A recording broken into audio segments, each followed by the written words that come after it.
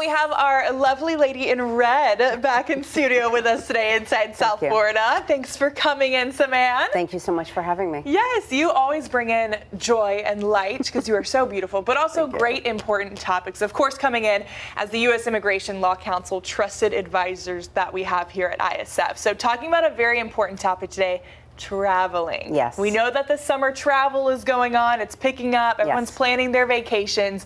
But very specific to talk about is, for those that are going, whether it's domestic or international even, how does real ID enforcement, we know that's been in place since May 7th, I believe. Correct. How does that impact the ability of undocumented individuals here traveling? Well, it definitely impacts them because already in the state of Florida, it's very challenging to get your driver's license and ID if you do not have supported immigration documents to be able to get the ID or driver's license. So we have situations where we have people who do not have legal status, but they have IDs from other states. Those states give the IDs, but there's not a heightened level of immigration examination to get the document. In Florida there is, and we're supported now by the Real ID Act.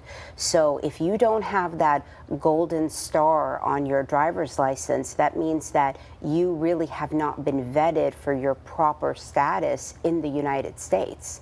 And so now with the implementation of the Real ID in traveling and getting your boarding pass and getting on the plane, it's really going to prevent a lot of people from domestic flights. However, the Real ID also allows a person to travel with their foreign valid passport. Okay. So if you don't have any legal status, but you need to jump on a plane domestically, technically, you can still travel with that valid foreign passport. You touch on these other documents that can come into handy there. What about those who maybe are currently in the process of signing up for whether it's a green card or have that kind of status? Right. Does that give them any ability to travel? So this is all within the domestic realm, and there are documentation to be able to support that somebody is going through a legal process and that would allow them to travel domestically. But right now we are in a heightened era of enforcement. So if you do not already have that status, it would probably be wise to not put yourself out there, especially if you're already going through that process.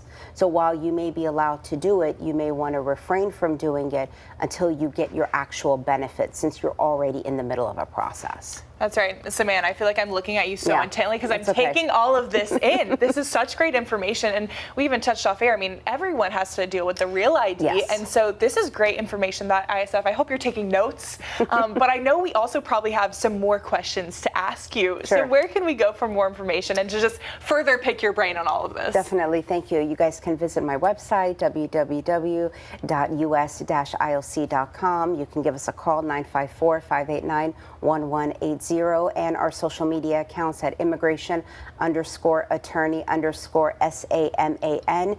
And we always try to post as much information and updates on what's going on as they're happening. Making all this information engaging on social media as well. You do a great job of it. You're a trusted advisor for a reason. Thank you. Thank you so much for coming today, and we look forward to having you back. Appreciate it. Thank you.